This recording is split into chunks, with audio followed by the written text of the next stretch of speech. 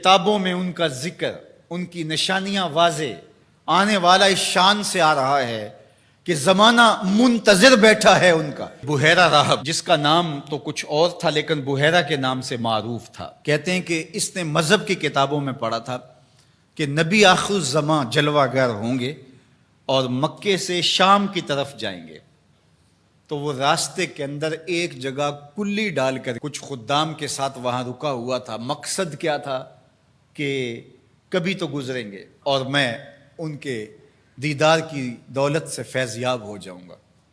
مذہب کی کتابوں میں ساری نشانیاں اس نے پڑھ رکھی تھی۔ وظیفہ کیا کرتا ہے یہاں بیٹھ کے؟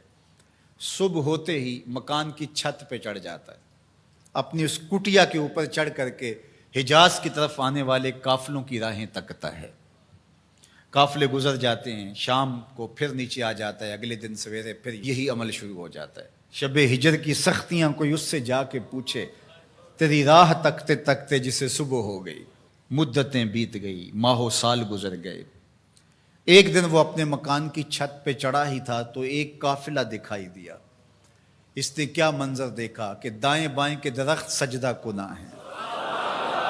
سمجھ گیا میرا مقصود آ گیا ہے، جس کے لیے انتظار کی گھاتیں تھیں، جس کے لیے منتظر رہا شب و روز، جس کے لیے راستے میں کلی ڈال کے بیٹھا ہوا تھا، وہ مقصود، وہ گوہر مراد آج نصیب ہونے والا ہے۔ تو جلدی سے نیچے اترتا ہے اور اپنے مصاحبوں سے کہتا ہے، جلدی جلدی اس قافلے والوں کا کھانا تیار کر دو۔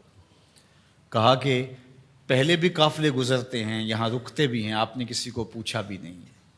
کہا بس آج کسی کی طفیل ان کو کھانا دیا جا رہا ہے۔ یہ قافلہ جب قریب پہنچا اور انہوں نے پڑاؤ کیا، اس کی کٹیا کے قریب بہت بڑا ایک درخت تھا، وہاں رک گئے۔ تو اس نے میسج بھیجا کہ آج دوپہر کا کھانا تمہارا میرے ساتھ ہوگا، آج تم میرے مہمان ہو۔ یہ بہت خوش ہوئے کہ ہم پہلے بھی گزرتے تھے، یہاں رکتے بھی تھے، اس نے کبھی پوچھا بھی نہیں تھا، آج خاص پذیرائی ہے۔ کھانے کا وقت ہوا تو وہ آیا، اور جس طرح وہ لوگوں کے مجمع میں کسی کو ڈھونڈ رہا ہو، حضور علیہ السلام اونٹوں کے پاس تھے، 12 سال حضور علیہ السلام کی عمر تھی، تو آقا کریم وہاں تشریف فرما تھے اور یہ سارے یہاں کھانا کھانے درخت کے نیچے بیٹھے تھے۔ میرے والد گرامی، اللہ ان کی قبر پہ کروڑوں رحمتوں کا نزول فرمائے۔ تو یہاں ترمذی شریف کے اندر تفصیلی واقعہ موجود ہے، اس میں عربی الفاظ جو ہیں ان کا ترجمہ اپنے لہجے میں وہ یوں کیا کرتے تھے کہ وہ بحیرہ راہب آ کر کے ان سے کہتا ہے کہ بارات آئی بیٹھی ہے، دولہا کہاں ہے؟ بارات آئی بیٹھی ہے، دولہا کہاں ہے؟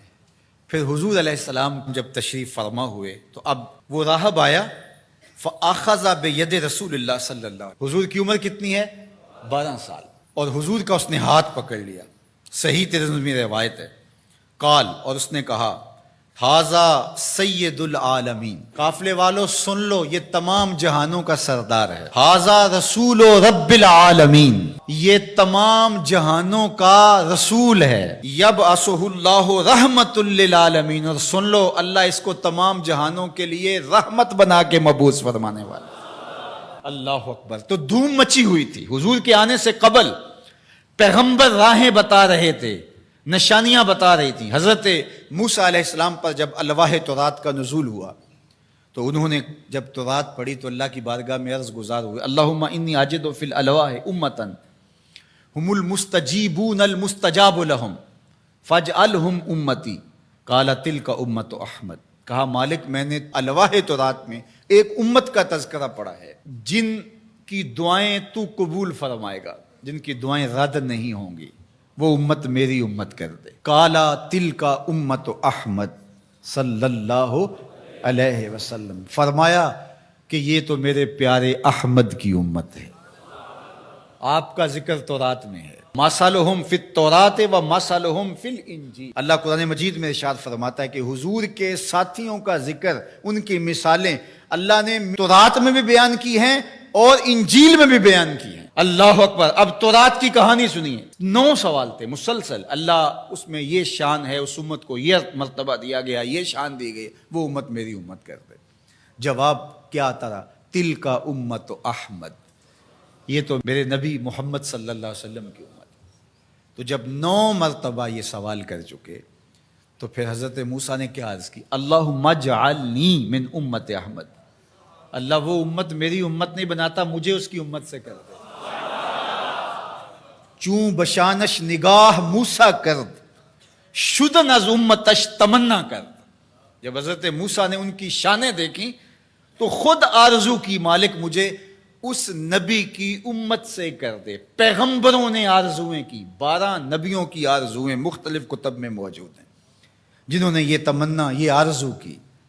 یار ہم نے کوئی آرزو تو نہیں کی تھی، ہم نے کوئی منتیں تو نہیں مانی تھی، ہم نے کوئی وظیفے تو نہیں پڑھے تھے، ہم کوئی دعائیں تو نہیں کرتے رہے کہ یا اللہ اس نبی کی امت سے کر دے۔ ہماری آنکھ کھلی، مقدر جاگا۔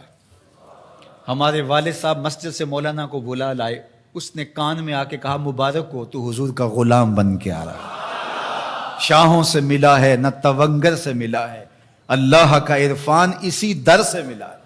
اوروں کو ملا ہے تو مقدر سے ملا ہے، مجھ کو تو مقدر بھی تیرے در سے ملا ہے۔ یہ میرے اور آپ کے بخت کے ہم حضور کے امتی۔ میرے والد گرامی جھوم کے پڑھا کرتے تھے، محمد جانے جانا ہے پیغمبر ہو تو ایسا، محمد جانے جانا ہے پیغمبر ہو تو ایسا ہو، رسولوں کی بشارت سے مبشر ہو تو ایسا ہو، امر توقیر کا سب کو موکر ہو تو ایسا ہو، کیا ہم کو غلام ان کا مقدر ہو تو ایسا ہو، کیا ہم کو غلام ان کا مقدر ہو تو میری خوش قسمتی میں تیرا امتی، بری نازم کے ہستم امتے تو گناہ گارم و لیکن خوش نصیبم۔ میں اس بات پہ ناز کرتا ہوں کہ حضور میں آپ کا امتی ہوں، گناہ گار ہوں لیکن خوش نصیب ہوں۔ تو ساری زندگی بھی اس نعمت کا شکرانہ ادا کرتے رہیں، حق کے شکر ادا نہ ہو پائے۔